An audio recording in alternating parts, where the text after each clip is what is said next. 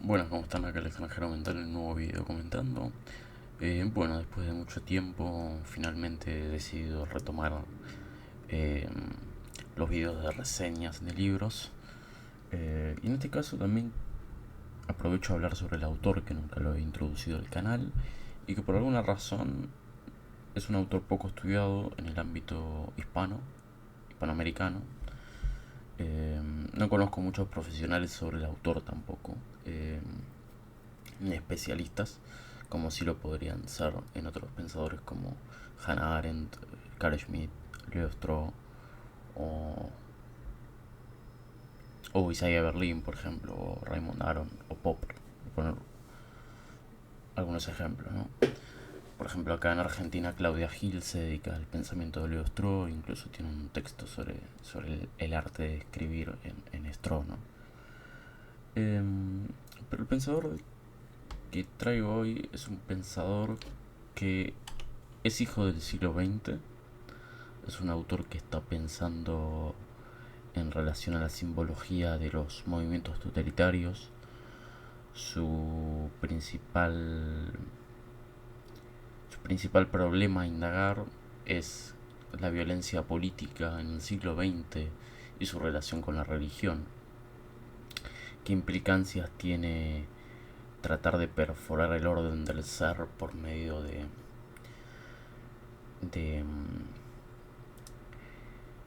de la idea del apocalipsis, ¿no? Del pensar en el totalitarismo como mesianismo, ¿no?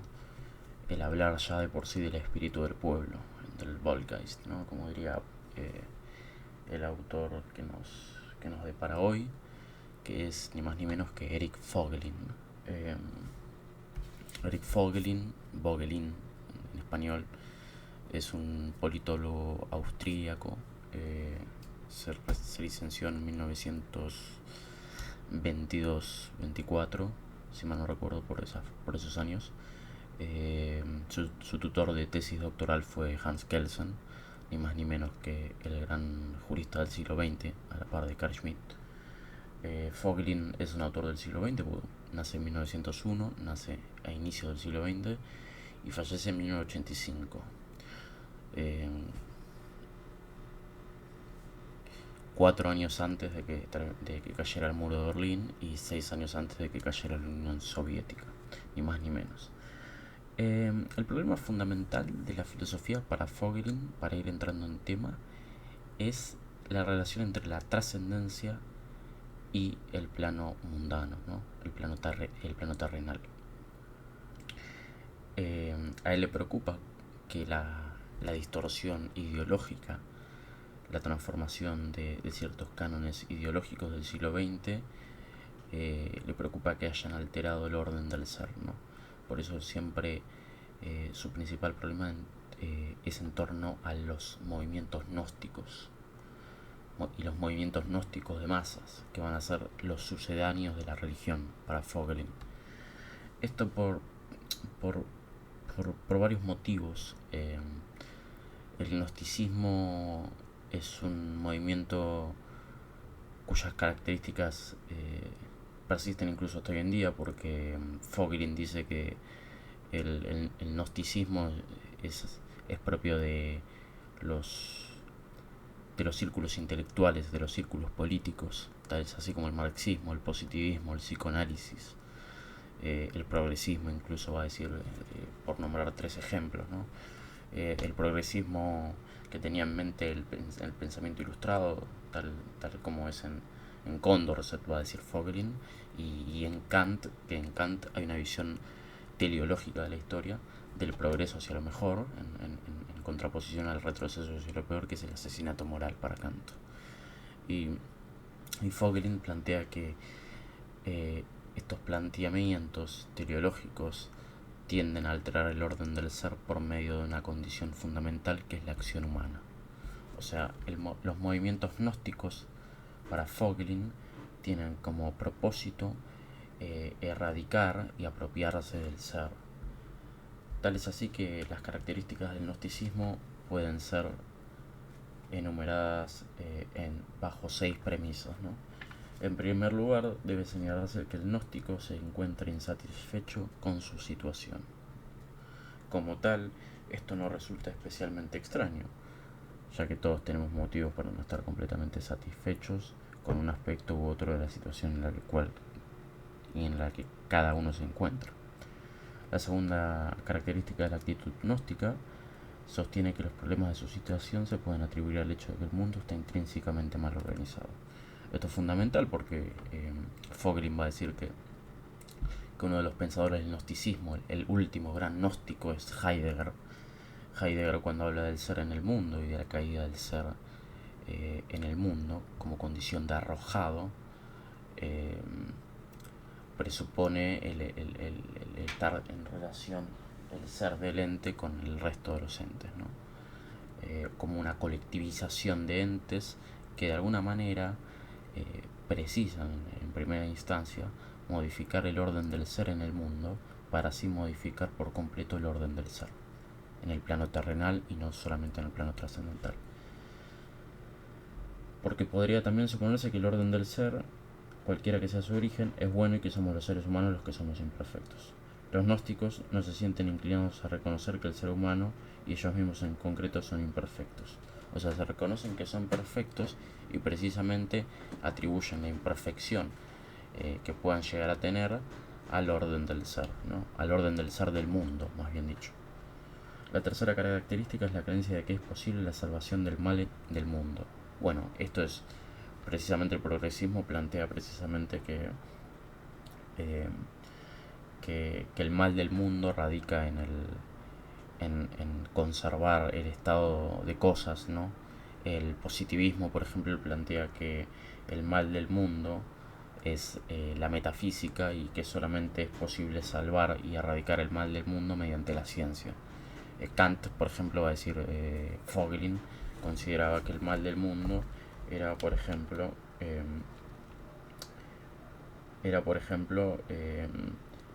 la dimensión instintiva humana, ¿no? Va a decir, cada uno de estos apocalipsis ha desarrollado su propia simbología diabólica en la historia europea, o sea, todo lo que vendría a ser el marxismo, eh, eh, el progresismo kantiano, ¿no?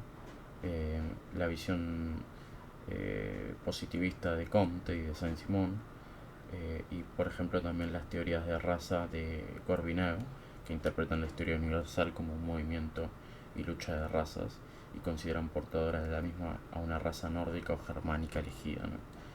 Por ejemplo, la concepción de la Iglesia Católica como Satán es propia del Leviatán.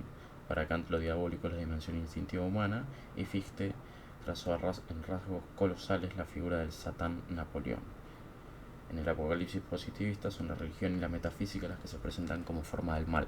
Por eso estos movimientos son gnósticos, porque atribuyen un cierto mal, un cierto rasgo y un cierto producto diabólico y tienden a ser resolutivos y atribuirles este mal no solo al orden del ser, sino al orden del ser del mundo. Cuarta característica del movimiento gnóstico. A ella le sigue la creencia de que el orden del ser tiene que ser transformado en un proceso histórico. Bueno, la filosofía de la historia de Hegel es un ejemplo de un gnosticismo, ¿no? De un devenir histórico por medio del cual la conciencia se termina configurando hasta constituirse como espíritu absoluto y como devenir dialéctico, ¿no? Esta suposición resulta totalmente evidente porque se puede aceptar también la solución cristiana que sostiene que el mundo permanecerá tal cual es a lo largo de todo el proceso histórico. Es decir, también hay una cuestión progresista, ¿no? O sea, la idea del proceso histórico, el hecho mismo de la palabra proceso implica un progreso y no un retroceso, ¿no? Con este quinto punto llegamos al rasgo gnóstico en sentido más estricto, la creencia de que la acción humana es capaz de modificar el orden del ser y que este acto redentor es posible gracias al esfuerzo propio del hombre, ¿no? O sea, cuando se le delega una autoridad a la acción humana independiente de todo orden trascendente, se produce una inmanentización del orden social que no permite al hombre poder progresar y trascender hasta llegar a Dios, para Vogelin. Esta es la tesis central de Vogelin. El gnosticismo que es el acto redentor de la acción humana que altera el orden del ser, erradicando todo mal posible, como por ejemplo en el positivismo es el carácter de la metafísica y de la religión, erradica una posibilidad de trascender. No obstante, si es posible obrar una modificación estructural en el orden del ser dado de tal modo que podamos estar satisfechos con él como si fuera perfecto, la tarea del gnóstico es entonces buscar la fórmula para lograr dicho cambio. O sea, el conocimiento, la gnosis del gnóstico consiste en buscar y tener conocimiento del método para transformar el ser, que es el objetivo principalmente del gnosticismo. O sea, la actitud gnóstica, además de la elaboración para realizar una fórmula que conlleve a la autorredención del hombre y que este acto propio permita transformar el orden del ser, también se le dispone al gnóstico presentarse como un profeta que proclama sin saber sobre la redención del género humano, ¿no? Por eso en un principio el cristianismo perteneció al orden gnóstico, porque por ejemplo la idea de perfección simboliza de alguna manera la idea de la creencia de que la naturaleza humana no puede ser o no puede alcanzar su realización plena en el mundo, sino que en la perfección sobrenatural se alcanza por la gracia en el momento de la muerte, ¿no? Precisamente. Por eso, como no se alcanza, la naturaleza humana no realiza su plenitud en este mundo terrenal. Por eso para Vogelin el cristianismo se conforma simplemente de un modo especial en relación con la vida venidera, ¿no? con lo que va a venir, básicamente. Después el progresismo, por ejemplo, en todas sus formas, pertenece al primer tipo de revelación, que es la teleológica. Teleos, que es aquello que aspira a un fin, precisamente, ¿no? Y por eso el componente teleológico inmanentiza al ser, ¿no? Inmanentiza en el sentido de que el movimiento es hacia adelante, no es ni hacia atrás, ni mucho menos es hacia arriba, que es precisamente lo que logra la trascendencia. Por eso, el progresismo, al estar dirigido a un progreso hacia lo mejor, como diría Kant, se queda simplemente en el ámbito terrenal y en el devenir en dirección hacia adelante y no hacia arriba. Por eso la idea del gnóstico política reside en el movimiento hacia adelante, es decir, en el movimiento que tiene como fin alcanzar la perfección en este mundo. Volvemos a lo mismo, ¿no? El cuarto punto es que el orden del ser tiene que ser transformado en un proceso histórico y que simplemente puede evolucionar a partir del orden del mundo, ¿no? En este sentido, es interesante mencionar que para Vogelin todo esto se debe a una crisis espiritual, ¿no? También. O sea, el gnosticismo gana terreno precisamente porque hay una crisis espiritual que es residuo del pensamiento moderno, que es precisamente la secularización, ¿no? Cuando se transmuta la vieja eclesía del pensamiento político metafísico medieval, como por ejemplo podría ser la obra de Anselmo, la obra de Porfirio, la obra de Boecio, la obra de Alberto Magno, la obra de Pedro Abelardo, o los neoplatónicos. Ya no es más la confrontación entre el reino del cielo y el reino del mal, ¿no? Como diría San Agustín, no es más entre las civitas Dei y las civitas terrena, ¿no? Sino que ahora mismo el representante de los súbditos no es más la Iglesia Católica, no es más el Papa quien tiene la plenitud o potestatis, sino que producto de la secularización es el hombre mismo el que representa la voluntad de Dios en el mundo como monarca frente a los súbditos. Por eso, ya no se disuelve la noción agustiniana de ámbito espiritual y temporal, y que enfrenta el reino de Dios y el reino del mal, y se empieza a pensar en términos institucionales, ¿no? Es decir, en esta época, en la época medieval, no se pensaba en términos institucionales, sino que a partir del nacimiento del Estado moderno se empieza a pensar en términos institucionales. Por eso va a decir Vogelin, el gran teólogo de esta eclesía particular, directamente referida a Dios, fue Hobbes. A menudo se ve en él un teórico de la monarquía absoluta. Aún sin negar este aspecto, debemos decir que fue mucho más, pues fue él quien creó el símbolo del Leviatán, ¿no? El símbolo del monstruo bíblico. Esto es del Estado subordinado directamente a Dios y omnipotente frente a sus súbditos en cuanto portador de una misión divina.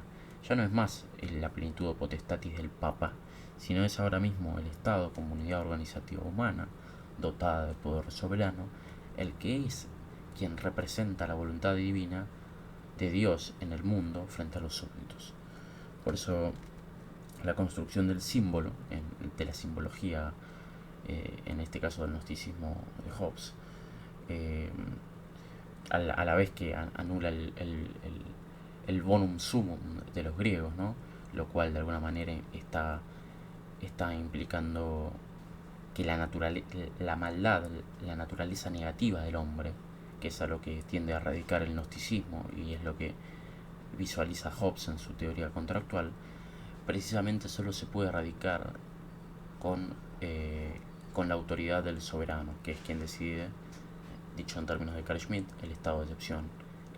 Es él la ley misma y no es que la ley es el soberano, sino que el soberano es la ley. Por lo tanto, solo es él quien puede acabar con el estado de naturaleza de guerra de todos contra todos, el bellum omnium contra omnes, ¿no? Por lo tanto, el gnosticismo de Hobbes se sirve del esencialismo metafísico, de la maldad de la naturaleza humana, para intentar conformar y consolidar la noción de Estado moderno y así despojar la idea de la plenitud o potestatis del Papa, ¿no? Del poder papal. Ya es solamente el Estado quien se encarga de erradicar el mal y transformar el orden del ser. Por eso la construcción del símbolo en Hobbes se realiza en dos niveles, ¿no? En primer lugar, como una construcción natural de la personalidad del Estado, como pretensión de validez para todos los tiempos. Volvemos al cuarto carácter gnóstico, la idea de la filosofía de la historia, del progreso. Luego, como construcción de esa unidad natural en eclesía cristiana, determinada por el contexto histórico del siglo XVII, ni más ni menos, ¿no? Por eso los seres humanos en estado natural mutuamente nos vemos obligados a firmar de manera tácita y consentida un contrato para dotarlo de poder al soberano y así poder resolver el estado de guerra de todos contra todos, ¿no? Es precisamente esto lo que lo lleva a ver a Hobbes como un teórico del contractualismo, pero también como un teórico del gnosticismo,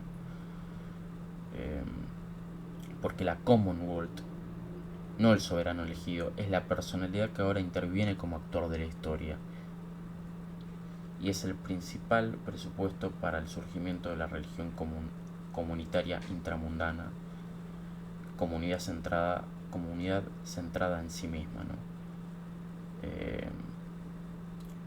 Por eso el soberano en Hobbes se diferencia de la Commonwealth porque él se refiere al soberano no como gobernante de los súbditos, sino como portador de la personalidad de la Commonwealth, ¿no? El sustrato secular de la Commonwealth está formado por las naciones particulares, pero su unidad es un corpus místico, lo mismo que el cristiano, ¿no? Por eso es fundamental que esta nueva eclesía se fundamenta en el comienzo, en el Commonwealth, que obra y es intermedio entre la voluntad divina y los súbditos, ¿no? Básicamente. Por eso el Leviatán se nos presenta como un símbolo sacral pagano que para convertirlo en cristiano hay que confrontarlo con el anterior símbolo de la Eclesía, ¿no? Distinguiéndolo de ella. Por eso Hobbes recurre a la teoría de la Commonwealth para mostrar que la Iglesia no es ni una Commonwealth ni tiene personalidad alguna. La nueva Eclesía no puede ser ya una parte dentro del reino de Dios más extenso, se trata más bien de una personalidad individual que como tal se halla en referencia inmediata a Dios. Los otros casos de gnosticismo conocidos para Vogelin serán el marxismo y la idea del superhombre de Nietzsche, ¿no? Esto por varios motivos. Y es que Marx, el novum hominem de Marx, el nuevo hombre de Marx, no es el superhombre de Nietzsche para Vogelin. Tienen relación, eso no lo niega. Lo que simplemente dice es que la pretensión nietzscheana, esto según en palabras de Vogelin, dice que la pretensión nietzscheana de alterar el orden del ser para alcanzar la figura del superhombre, del Übermensch, implica simplemente la muerte del hombre mismo. Porque Vogelin va a determinar que la pretensión de alterar el orden del ser, por lo tanto su naturaleza, termina destruyendo al ser mismo, ¿no? Y por lo tanto, la idea de alterar la naturaleza del hombre para llegar y alcanzar un superhombre, en términos axiológicos, que es el ideal nietzscheano, termina por matar al hombre mismo. En cambio, en Marx, la idea del hombre nuevo, que se realiza en su plenitud por medio del reino de la libertad, que es el comunismo, que es la abolición de la clase privada y la igualdad absoluta del proletariado, se apropia del ser en un sentido material, pero no implica la muerte del hombre, sino el hombre como Dios mismo. Ya es el hombre el que garantiza la libertad, en tanto Dios, porque Dios es el único garante y portador de la libertad para Vogelin. Por lo tanto, el hombre se transformaría a sí mismo en Dios, ¿no? Una vez alcanzado obviamente el comunismo. Es muy interesante después que Vogelin va a empezar a analizar el fenómeno del nazismo y el fenómeno del fascismo. El nazismo como un movimiento gnóstico de masas también, porque pretende alterar el orden del ser, dando lugar a una explicación teórica racial de que el espíritu del pueblo, de que la figura del compatriota está ligada al espíritu del pueblo y solamente mediante esa relación adquiere su estatus dentro de la comunidad misma y solamente él es el portador de ese estatus en virtud de su relación con el espíritu del pueblo, que es una concepción romanticista alemana que estaba presente en la obra de Schiller, en la obra de Schelling, en la obra de Hölderlin, en la obra de Novalis, etc. Por eso Vogelin va a decir que el nazismo se rastrea teóricamente en el romanticismo alemán. Otra cosa que va a mencionar Vogelin es que el caudillo es el portador de la unidad del espíritu del pueblo y que solamente él está ligado al espíritu del pueblo en virtud de la sangre y de la raza. Esto es algo muy diferente a el fascismo, que la relación entre el espíritu del pueblo en Italia y la figura del caudillo en realidad se da en términos espirituales y no en términos de sangre. Siendo más concreto, les quiero leer lo que Vogelin dice sobre este tema porque es realmente importante, ¿no? Para regular la selección de los portadores de la personalidad comunitaria, tanto en la teoría italiana como en la alemana, la persona del compatriota, Wahlgrensen, está ciertamente en relación con el espíritu del pueblo, pues solo en virtud de esta relación adquiere el compatriota un estatus dentro del pueblo, entendido como cuerpo espiritual, pero ese estatus no es igual para todos. En cambio, por ejemplo, en la figura del caudillo, el espíritu del pueblo habita con más intensidad. Solo en uno se expresa completamente, en el caudillo, que es el Führer. El caudillo está enteramente poseído por la idea que actúa a través de él. En él se realiza el espíritu del pueblo y se conforma la voluntad del pueblo. O sea, en Hitler básicamente, que es el Führer, el caudillo. El pueblo extendido a lo largo de las generaciones y por ello nunca concretamente dado en su totalidad, alcanza su manifestación visible. Él es el representante del pueblo, escribe un teórico alemán. El caudillo es la instancia en la que el espíritu del pueblo irrumpe en la realidad histórica. Volvemos a lo mismo, al orden histórico que solamente se puede adulterar, adulterando al mismo tiempo el orden del ser, ¿no? El caudillo es la instancia en la que el espíritu del pueblo irrumpe en la realidad histórica. El dios intramundano habla al caudillo como el supramundo habló a Abraham, y el líder transforma la palabra divina en mandamiento para el círculo restringido de sus discípulos y para el pueblo, ¿no? O sea, básicamente el totalitarismo. Los teóricos de las dos eclesías intramundanas radicales, el fascismo italiano y el nacionalsocialismo alemán, acuden al vocabulario común del romanticismo alemán. Volvemos a lo mismo, ¿no? Mussolini habla del fascismo como una idea religiosa y de la política del régimen como política religiosa, pues el fascismo parte del supuesto de que el ser humano está en conexión con una voluntad objetiva, o sea, una voluntad objetiva, y es precisamente esta conexión la que le confiere una personalidad en un imperio del espíritu, ¿no? O sea, fíjense que el ser humano, según el fascismo, está en conexión con una voluntad objetiva y es por esa conexión la que le da una personalidad en un imperio del espíritu. Y en cambio en la teoría del nacionalsocialismo, esa voluntad objetiva se entiende como espíritu del pueblo, como, como unidad que está dada por el caudillo, ¿no? Por eso en o sea, por eso el secularismo moderno en Hobbes, así como en Hobbes la simbología hobbesiana, la multiplicidad de hombres da lugar a la unidad de la Commonwealth, la multiplicidad del espíritu del pueblo en Hitler es residuo de una unidad que ya no es la Commonwealth hobbesiana, sino que es la unidad del caudillo, que es el Führer, o sea, Hitler. Fíjense lo interesante porque Vogelin va a decir que en realidad el principal error es ver al nazismo como un movimiento cristiano, cuando precisamente el nazismo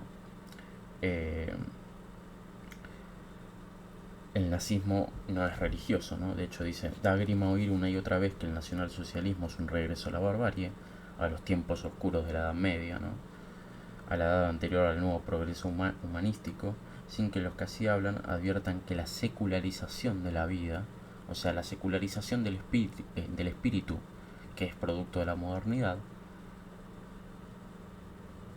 ha traído consigo esa idea de humanidad que es precisamente el caldo de cultivo en el que han podido medrar movimientos religiosos anticristianos como el nacionalsocialismo. Precisamente hay un caldo religioso, sin lugar a duda, con esta idea de conexión y con la noción de caudillo, más que nada en el fascismo, sobre todo, no tanto en el nacionalsocialismo, pero son movimientos seculares religiosos anticristianos, porque están en contra de nociones básicas como por ejemplo el reino de Dios, la Civitas Dei en Agustín, ¿no? Todo esto ha desaparecido con el nacionalsocialismo y con el fascismo, ¿no? Así sin más, la verdad yo les recomiendo mucho leer a Vogelin, es un autor muy complejo, obviamente requiere un tiempo muy grande leer esta clase de libros sobre todo, pero en síntesis el problema vogeliniano resalta acerca de la experiencia de la trascendencia, ¿no? Por eso también él va a dar una diferencia entre la polis griega y la modernidad, y es que en la polis griega estaba sentada sobre los vínculos de parentesco, ¿no? sobre la noción de comunidad, entendida comunidades de culto, y la aceptación del individuo en la comunidad estatal solo podía hacerse con el previo ingreso a la comunidad religiosa, ¿no? En cambio, en la modernidad, las unidades políticas intramundanas no son los restos de la simbología comunitaria del pensamiento griego, del Estado fundado en vínculos parentescos como lo era en Grecia, ¿no? Eh, por eso se transforma el símbolo de una comunidad constituida por el neuma en un cuerpo intramundano, que es lo que pretende la modernidad, ¿no? Con la nueva iglesia jovesiana, con la nueva iglesia de Hobbes. Por eso la formación de las comunidades intramundanas se da mediante la escisión de la noción de la eclesía en el ámbito espiritual y temporal, ¿no? Por eso la primera interpretación en el pensamiento medioevo es de las categorías que apela San Agustín, ¿no? Precisamente va a decir Vogelin. Así después del pensamiento medieval para Vogelin, con la formación de los sistemas feudales se disuelve la noción de imperio, y la iglesia se termina de presentar como el primer estado dentro como el primer estado dentro del imperio, ¿no? Seguido de un proceso de institucionalización por parte de los príncipes. Por eso, para Vogelin, este proceso ha caído a raíz de la modernidad, y el pensamiento occidental termina por atravesar una crisis importante basada en un proceso de descomposición espiritual cuya causa es la secularización del espíritu, ¿no? La separación del espíritu mundano, precisamente con respecto de las raíces religiosas, y es esa comunidad griega la que Vogelin tanto anhela, que en última instancia anhelaba la vivencia religiosa para explicar la vivencia política, y resaltaba que era primariamente esencial experimentar la religión, las vivencias religiosas, para así experimentar las vivencias políticas, ¿no? Por eso en primera instancia el Leviatán es interesante, porque si bien el Commonwealth termina representando la nueva iglesia particular jovesiana y dando lugar a una nueva simbología cristiana, el Leviatán en un inicio se presenta como un símbolo sacral del paganismo, ¿no? Para convertirse en cristiano, precisamente se necesita confrontar con la vieja iglesia agustiniana. Por eso el orden temporal, en el caso del pensamiento medieval, se subordina al espiritual, y no es el espiritual el que se subordina al orden temporal, que es lo que produce la modernidad, básicamente, ¿no? O sea, el corpus mysticum del orden espiritual ya no está más sobre el orden temporal, sino que es el orden temporal el que se impone sobre el orden espiritual, permitiendo así la descomposición del alma espiritual y de la experiencia de la trascendencia. Por último, quiero recomendar un libro que, en mi opinión, es muchísimo más claro con respecto a la relación del nazismo y el fascismo con la religión, que es un libro que estuve hojeando y que dentro de poco voy a empezar a leer, que es Hitler y los alemanes, de también el mismo autor, que es Eric Voegelin, que básicamente intenta explicar las causas del nazismo, el descenso del espiritualismo durante el nazismo, el abismo académico en la anatomía de un dictador, de Schramm, el descenso al abismo eclesiástico, y sobre todo la idea de las tres realidades y cómo el totalitarismo termina por anhelar la alteración del orden del ser y el orden de la realidad, ¿no? Por eso utiliza las metáforas del Quijote para hablar de una primera realidad, una segunda realidad y una tercera realidad, que no son ni más ni menos que procesos de descomposición, procesos que son resultado de una descomposición ideológica, producto obviamente de los movimientos gnósticos de masa. Así, sin más, espero que les haya gustado el video, espero que haber sido lo más claro posible, porque realmente estos temas son complejos, demandan una lectura intensa y sobre todo demandan un tiempo considerable. Así que espero que les haya gustado y que les haya sido claro de mi parte. Nos vemos en la próxima.